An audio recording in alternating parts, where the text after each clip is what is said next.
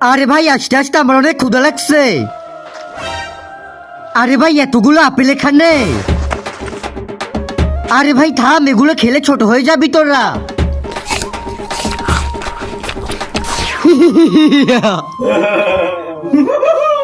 আরে আরে আমি তো ছোট হয়ে গেলাম কিভাবে?